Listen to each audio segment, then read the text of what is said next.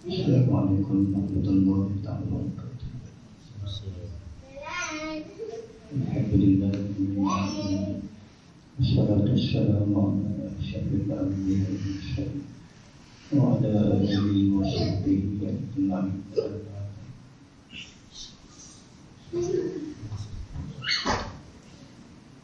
Yang dihormati pengurusi majlis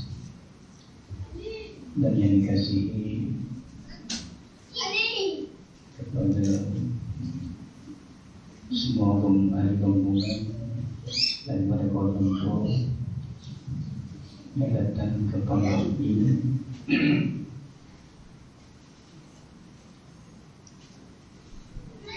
ada kurang 40 orang, mudah-mudahan mendapat balasan dari Allah Subhanahu wa ta'ala.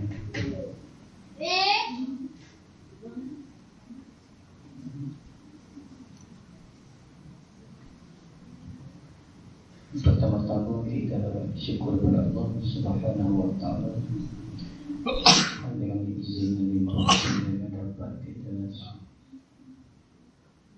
hidup sampai ke saat ini. Kita doa kepada Allah moga-moga panjangkan umur kita sampai masa yang panjang dan beribadah kepada Allah Subhanahu wa ta'ala.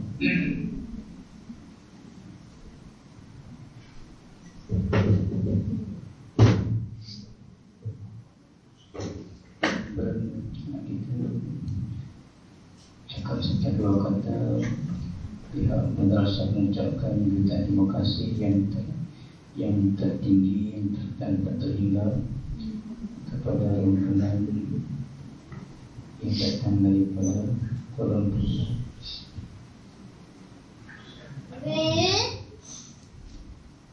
Keadaan umum kita bagi lebih kurang dengan kondisi ini itu kita bagi bengkak umum lebih kurang 50 ke atas. Bagaimana lebih dekat di pintu, bagaimana lebih dekat di pintu. Oleh itu,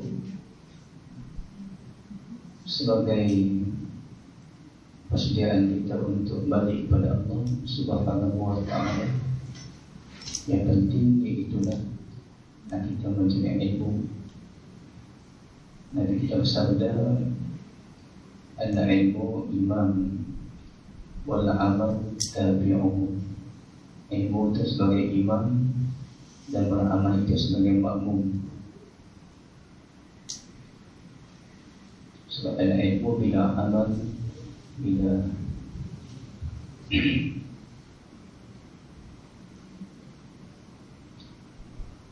amal dengan ada ilmu, maka amal itu ditolak walaupun membetulikan dengan orang yang berilmu. Kata ulama, tiap-tiap orang yang beramal tanpa ilmu, maka amal ditolak walaupun membetulikan dengan orang-orang yang berilmu. Syukur kepada Allah Subhanahu wa ta'ala dengan limpah kurnianya dapat fahamkan bagi pengetahuan, bagi ihana melazimi ilmu di tiap-tiap malam selalu ada ilmu. Kita minta taufik hidayah kepada Allah supaya Allah memberikan kekuatan dapat istiqamah dalam pengajian. Semoga-moga dapat jalan kepada Allah Subhanahu wa ta'ala. Akibat dalam ilmu ini yang penting, yang pertama kita kena niat yang ikhlas.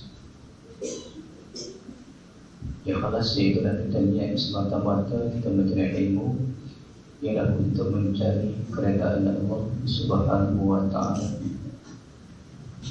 Dan kita nak menyebarkan ilmu sekiranya diberikan oleh Allah, sebarkan pada orang lain. Itulah niat kita. Kena balik ikhlas pada niat. Mudah-mudahan dengan yang tersebut ini pun akan mudah dapat dan mudah kita beramal. Sebab kita mengaji, iaitulah kita nak amal. Yang ilmu bila amal, kasyani bila sabarin. Ulama kata ilmu tanpa amal di pokok yang tak berbuah. Kasahab bila matarin, seperti mana awan yang mendung yang tak mendatangkan hujan. Sebetulnya pentingnya kita ilmu ialah kita nak amal. Amal tu dia bagi buah daripada ilmu. Dan pokok saja buah tak ada, kurang guna kita bagi. Ilmu yang ada pokok yang ada buah, pokok yang sangat berguna.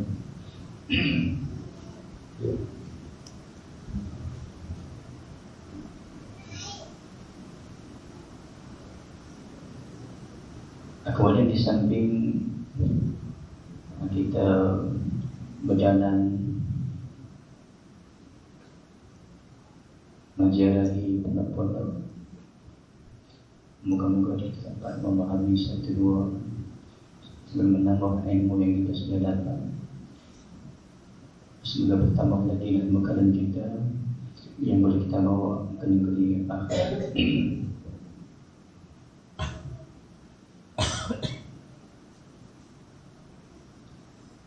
Coba nak sebut di sini kena berkenaan dengan orang laki-laki maupun perempuan. Perempuan ni kita bagi masalah sebanyak. Nabi kita bersabda, mana-mana perempuan yang mati dengan suaminya redha masuk syurga. Sama mana perempuan yang mati dengan suami dia redha dengan dia, mudah syurga bagi dia. Adalah pentingnya seorang isteri mematuhi kepada suami. Ketika zaman dulu, seorang laki-laki dia keluar musafir, dia berjanji pada isteri dia jangan turun daripada tingkat atas kepada bawah. Sedangkan ayahnya di bawah, tiba-tiba mati ayahnya. Kemudian perempuan itu utuskan seorang utusan buat Nabi SAW minta izin nak turun menjadi ayahnya. Jawab Nabi kita Muhammad SAW, patuhlah kamu suamimu. Nabi kita patuh suamimu. Kemudian tiba-tiba mati ayahnya. Kemudian minta izin lagi nak minta turun. Suami Nabi kata, patuhlah suamimu sampai dikapankan, dikebumikan ayatnya. Kemudian Nabi putuskan kepada perempuan tersebut dengan khabar yang baik. Itulah sesungguhnya Allah mengampuni bagi ayahnya sebab mentaati bagi suami. Antara kita bagi seorang perempuan sesyurga tak banyak. Begitulah keadaannya. Nabi bersabda, Nabi kita Muhammad SAW, "Iza salatil mar'ah khamsaha wa shamat syahraha wa hafizat farjaha wa ata'at zawjaha dakhalat jannata rabbiha." Apabila sembahyang perempuan sembahyang 5 waktu, puasa Ramadan, jaga kemaluan dia, patuh suami dia, masuk syurga, syurga Tuhannya. Mana kata perempuan itu syurga tak susah. Cuma sembahyang 5 waktu, puasa Ramadan, jaga kemaluan di tempat yang halal, patuh suami, insyaAllah masuk syurga Tuhannya. Yang kita menunjukkan rupa durhaka kepada suami, tunjuk muka yang keadaan yang muka yang manis, tidak melamankan marah suami, insyaAllah mudah mendapat syurga daripada Allah Subhanahu wa ta'ala. Walau macam mana pun bagi suami, dia tidak boleh patuh semata-mata apa yang bercanggah dengan syarak yang dibimbing ataupun diajar oleh isteri. Jadi mematuhi apa yang tidak bercanggah dengan syarak. Kata Syekh Al-Basri rahimahullah ta'ala, tidak berbagi-bagi laki-laki patuhkan isterinya pada barang yang hawa nafsu dia, kecuali Allah takkan tuliskan kepada Allah baginya neraka ikut pada benda yang ditinggal oleh syarak. Seperti kata Umar radhiyallahu anhu, khalifun nisa fa inna fi ikhtilafihinna al-barakah. Sadarilah akan kehendak istri-istri, sesungguhnya menyelidiki itu adalah mendapat keberkatan. Jadi ikut apa yang tidak bercanggah dengan syarak, kita menyelidiki apa yang dicanggah oleh syarak. Kata ulama, syawiruhunna wa khalifuhunna, berbincanglah kamu dengan isterimu, jadi kamu, tapi sadarilah kamu akan mereka itu pada benda-benda yang bercanggah dengan syarak, adalah benda-benda yang penting. Nabi kita bersabda, ta'isa abdu zawjah, binasalah hamba kepada isteri. Maksudnya itulah apabila kita mentaati kehendaknya pada benda yang bercanggah dengan syarak. Sebab itulah kita bagi lebih minta boleh. Jika zaman dulu ada seorang laki-laki, orang baik, sembahyang rajin, puasa rajin, tapi nak mengucap tak boleh. Ucap tak boleh. Nama dia Al-Qamar. Nama dia Al-Qamar. Ringkas contohnya, Nabi tanya, adakah ada ayah, ada ibu? Jawabnya, tak ada ayah, tak ada. Cuma ibu dia ada lah. Ibu dia masih ada. Kemudian Nabi panggil ibu dia, tanya dia macam mana nak mengucap tak boleh. Mak dia cerita, dia kata anak dia ni baik, cuma dia masalah dia lebihkan isteri dia, lebihkan isteri dia atas ibu dia. Jadi nak mengucap tak boleh. Akhirnya dia tak mau maaf anak dia neraka. Nabi minta, Nabi minta pada sahabatnya, wa mai kayapi maka dalilnya. Jadi Nabi minta sahabat wa mai kayapi maka anak dan dunia dia kesian. Dia maaf. Dia maaf, maka ketika itu dapat mengucap syahadat. Kita kata durhakakan ibu sebab melebihi isteri pun tak ada. Kita boleh berpada-pada malah kata seimbang di antara dua-dua. Dia sangat minta boleh, kurang sangat minta boleh. Dua pihak kita boleh seimbang dan berjaga. Isteri pun kena jaga, ibu pun kena jaga. Kalau benda-benda yang dapat sampai pada petang ini, mudah-mudahan kita sama-sama berjaga-jaga. Suami, hak suami, isteri menjagakan hak isteri. Mudah-mudahan sama-sama mendapat redha Allah Subhanahu wa ta'ala.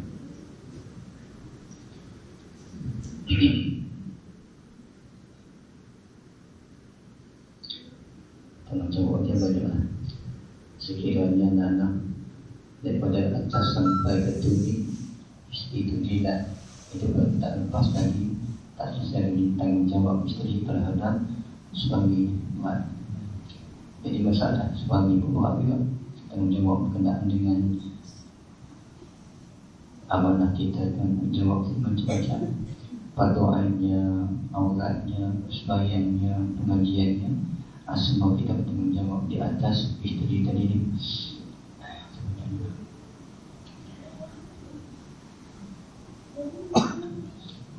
Adalah nampaknya sebagai nasihat ringkas berkenaan dengan untuk ilmu dan juga berkenaan dengan tanggungjawab sebagai isteri terhadap suami. tanggung jawab suami terhadap istri. Mudah-mudahan 2-3 benda tadi dapat menjadi satu panduan dan satu ibadah bagi kita bersama.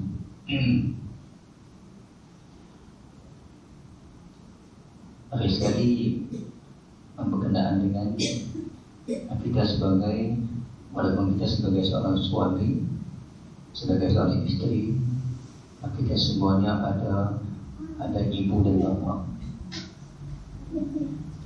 Kita ada ibu dan bapak, ada ayah kita, semua kita masih semua kita ada dari ayah dan ibu.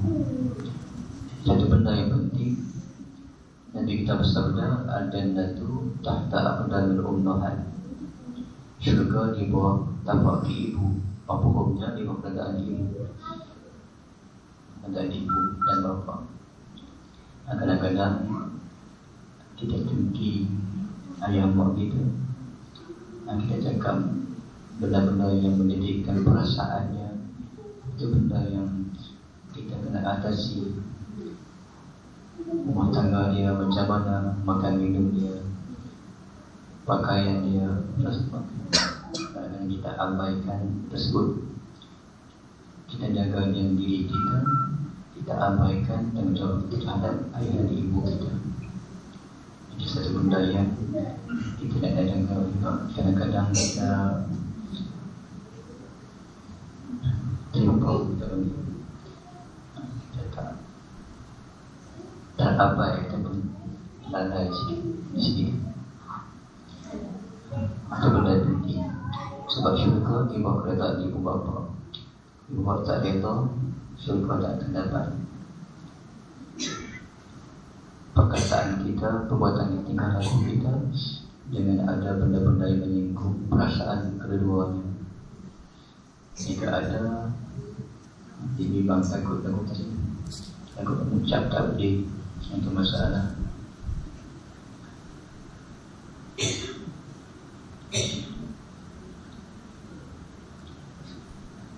Kalau sudah ibu bapa kita sudah meninggal, kita tidak ziarah makam. Dan ziarah itu dikira sebagai anak yang berbakti pada ibu bapa semasa hidup dengan sempurna. Tak sempat lalu tak sempat jaga betul-betul, kita terabai, kita terlalai. Baik sedang kita banyak buat dosa, kita ke ziarah makam. Ziarah makam dikira oleh Allah sebagai anak yang berbakti pada ibu bapa dengan sempurna. Apabila sama-sama kita amalkan, mudah-mudahan mendapat redha dari Allah Subhanahu wa ta'ala. Nampak sekali sebagai nasihat sebagai dua pada petang ini. Itulah yang ditakdir oleh Allah Subhanahu wa ta'ala. Cuma sebelum disudahi, pihak saya memohon maaf sekiranya mendapat kekurangan layanan dan umpamanya, ataupun terkasar bahasa, ataupun kelakuan yang tidak baik,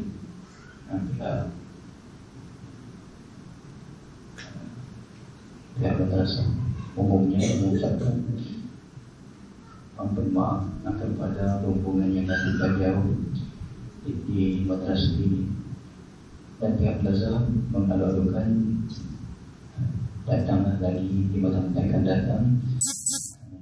Moga kita dapat bertemu dengan kali yang lain dengan agak yang lebih sempurna lagi, InsyaAllah. Nampaknya saya dulu nasihat pada petang ini. Wallahu subhanahu wa ta'ala. Wassalamualaikum warahmatullahi ta'ala wabarakatuh.